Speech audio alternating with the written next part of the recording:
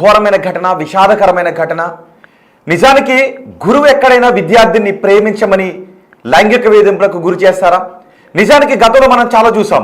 మగ గురువులు బాలికల పట్ల, విద్యార్థుల పట్ల ఇలా వేధింపులకు దిగిన సందర్భాలు మనం చూసాం. 1-2 చోట్ల మహిళా గురువులు కూడా ఇలాంటి ఘటనలకు పాల్పడితే 10వ తరగతి 9వ తరగతి పిల్లలపైన పోక్సో కేసు పెట్టిన ఘటనలు కూడా మీకు ఎంతమంది గుర్తుందో ఒక్కసారి మీరు కమెంట్ చేయండి. ఇప్పుడు నేను మీకు చెప్పబోయేది విశాఖపట్నంలో సమతా కాలేజీలో జరిగిన ఒక హేయమైన ఘటన గురించి ఇప్పుడు నేను మీకు చెబుతున్నాను. చూడండి ఒకసారి బిగ్ టీవీ స్క్రీన్ పైన. ఇప్పుడు ఆ వ్యక్తి, ఆ డిగ్రీ విద్యార్థి ప్రాణాలతో లేడు. తన బలవన్మరణానికి పాల్పడ్డాడు.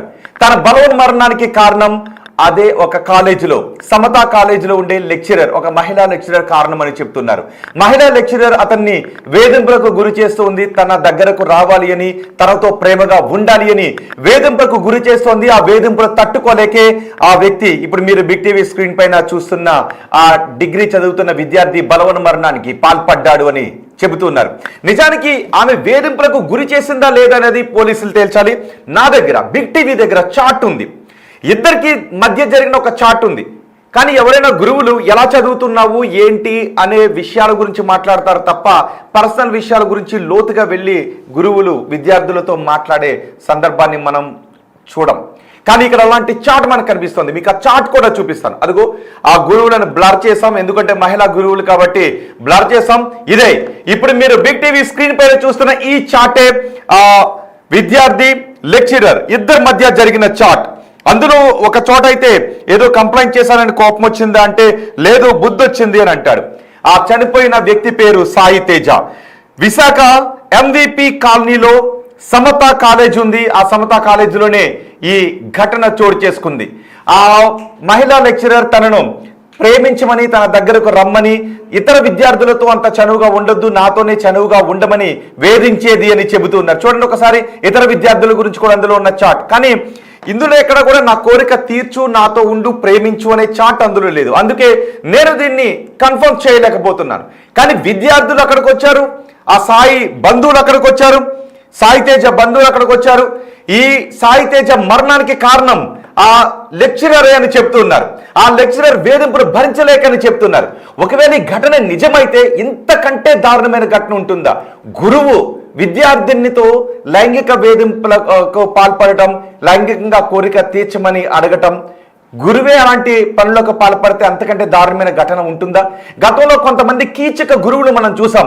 మగ కీచక గురువులు ఎంతో మంది విద్యార్థులతో లైంగిక వేధింపులకు పాల్పడే దుర్మార్గమైన ఘటనలు మనం చూసాం. ఇప్పుడు ఇక్కడ ఇలాంటి ఆరోపణలు ఒక మహిళా గురువుపై కూడా రావడం కొంత ఆశ్చర్యాన్ని కలిగిస్తూ ఉంది. చూడండి ఒకసారి బిగ్ టీవీ స్క్రీన్ పైన వాళ్ళ ఫేస్లను బ్లర్ చేసి చూపిస్తున్నాం. ఒకవేళ నిప్పులేందే పొగ రాదు అని అంటారు. ఆ చాట్లో చాలా వరకు ఇద్దరు పర్సనల్గా చేసుకున్నటువంటి చాట్ ఉంది.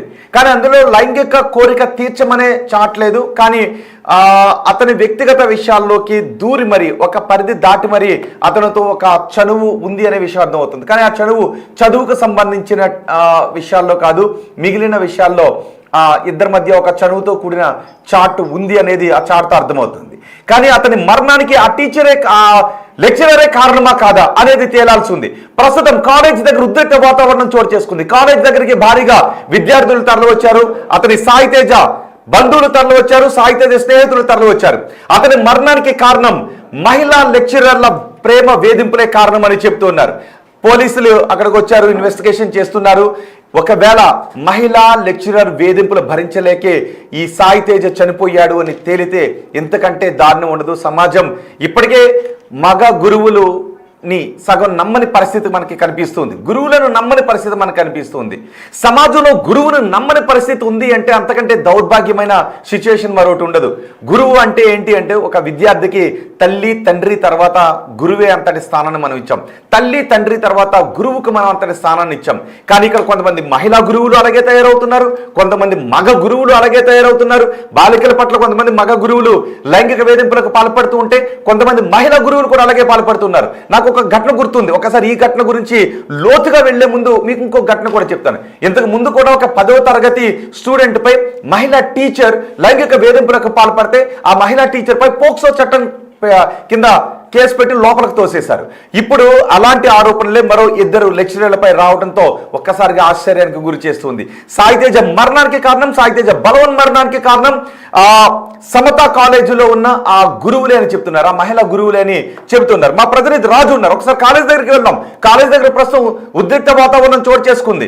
లోపల ఆ మహిళా గురువు కూడా ఉంది. మేనేజ్మెంట్, స్కూల్ మేనేజ్మెంట్ ఎంక్వైరీ చేస్తుంది, పోలీసులు కూడా ఎంక్వైరీ చేస్తున్నారు. ఈలోపు సాయితేజ మరణానికి కారణం ఆ గురువే, కఠినంగా శిక్షించండి, ఆ మహిళా గురువును కఠినంగా శిక్షించండి అంటూ అక్కడికి చాలా మంది వచ్చి ఆందోళన చేస్తున్నారు. మా ప్రతినిధి రాజు కూడా మనకి అందుబాటులో ఉన్నారు. ఒకసారి రాజుతో మనం మాట్లాడే ప్రయత్నం చేద్దాం. ఈలోపు ఒకసారి నేను మీకు చార్ట్ చూపిస్తున్నాను. బిగ్ టీవీ స్క్రీన్ పైన మీరు వాళ్ళిద్దరి మధ్య చోటు చేసుకున్న చార్ట్ చూస్తున్నారు. చూడండి, అందులో ఆ చార్ట్ ఒకసారి మీరు చదవండి. ఆ చార్ట్ 2 స్నేహితుల మధ్య జరిగిన చార్ట్లా మనకు అనిపిస్తుంది, కానీ అది ఒక గురువుకు ఒక స్టూడెంట్కు మధ్య జరిగిన చార్ట్లా మీకు అనిపిస్తోందా? ఒక పరిధి అంటే నన్ను నువ్వు పట్టించుకోవడం లేదు, నన్ను నువ్వు కేర్ చేయడం లేదు అనే విధమైనటువంటి ఆలోచనలో ఆ మహిళా గురువు ఉంది. అదే విషయాన్ని ఆ సాయితేజ కూడా చెబుతూ వస్తోంది. సాయితేజ పట్టించుకోవడం లేదు అనే విషయాన్ని, నా బాధ నీకేం అర్థమవుతుందిలే అని మహిళా టీచర్ అంటోంది. ఒక దశలో ఏదో కంప్లైంట్ కూడా చేసింది ఆ మహిళా గురువు, ఆ లెక్చరర్ సాయితేజపై కంప్లైంట్ చేసింది. ఆ కంప్లైంట్ చేసినందుకు కోపం వచ్చిందా అని ఆమె అడుగుతుంది. కోపం కాదు, బుద్ధి వచ్చింది అని అంటాడు ఆ చార్ట్లో. చూడండి ఒకసారి, అదిగో ఆ చార్ట్ చూస్తే మీకు ఏమనిపిస్తుంది? నేను ఈ చార్ట్ని మీకు ఒక్కొక్కటి చదివి వినిపిస్తాను. ఆ చార్ట్ చదువుతుంటే మీకు ఏమనిపిస్తుందో మీరు కమెంట్ బాక్స్లో తెలియచేయండి. ఆమె పేరు బేగం. తిన్నావా అని అడుగుతుంది. హా మేం, మీరు అని అంటాడు. తిన్నావా అని అడుగుతుంది. ఆ తర్వాత హా అని అంటాడు. అని ఈ అబ్బాయి అన్నాడు. మాట్లాడాలని అనిపిస్తే మాట్లాడు, భయంతో కానీ బలవంతంగా కానీ వద్దు. ఎస్, టీచర్ చెప్పినటువంటి ఈ ఒక్క లైను మీరు చదివితే, అంటే ఇంకొక చార్ట్ స్క్రీన్ షాట్ వస్తూ ఉంటుంది, అందులో మీరు చూడండి. మాట్లాడాలని అనిపిస్తే మాట్లాడు, భయంతో కానీ బలవంతంగా కానీ వద్దు అని టీచర్ అంటుంది. భయంతోనూ బలవంతంగాతోనూ మాట్లాడు అని అంటం ఏంటి లెక్చరర్? ఇది అనుమానించదగినటువంటి లైన్స్ ఇవి. సరే మ్యామ్ అని ఈ విద్యార్థి అన్నాడు, సాయి అన్నాడు. నీకు అవసరమైతే రియాక్ట్ అవుతావు, లేదంటే లేదు. అంటే నీకు అవసరమైతే పట్టించుకుంటావు, లేదంటే లేదు అని టీచర్ లెక్చరర్ కొంత అసహనంగా ఉంది ఈ సాయి పైన. ఒక పేపర్కి అడిగావు, అన్నిటికీ కాదు అని ఆ లెక్చరర్ అంటుంది. ఒక పేపర్కి అడిగావు, అన్నింటికి కాదు. మరి దేనికి ఒక పేపర్కి అడిగాడు, అన్నింటికి కాదు అనేది ఇక్కడ తెలియాల్సి ఉంది. నేను నొప్పితో రాయలేక చెల్లితో రాయిపించా మ్యామ్ అని అంటాడు. తర్వాత ఏంటి నొప్పి, అసలు ఏమైందని అడుగుతుంది. ఈ విధమైనటువంటి చాట్ కాన్వర్సేషన్ ఉంది. ఒకసారి మా ప్రతినిధి రాజుతో మాట్లాడదాం. రాజు ప్రస్తుతం ఈ సమతా కాలేజ్ దగ్గర ఉన్నారు. సమతా కాలేజ్ దగ్గరికి సాయితేజ స్నేహితులు, సాయితేజ బంధువులు అక్కడికి వచ్చి ఆందోళన చేస్తున్నారు. రాజు, అసలు ఏమైంది ఈ ఘటనలో? వాస్తవాలు ఏంటి? నిజంగానే ఆ మహిళా గురువు, ఆ లేడీ లెక్చరర్ అతన్ని లైంగికపరమైన వేధింపులకు పాల్పడిందా? అసలు ఏం జరిగింది? సమతా కాలేజీలో 5th సెమ్ చదువుతున్నటువంటి సాయితేజ ఇప్పటికీ అంటే 4th సెమ్ తర్వాత నుంచి బేగం అనే లెక్చరర్ వాళ్ళిద్దరికైతే కాలేజీలోనే పరిచయం ఏర్పడింది.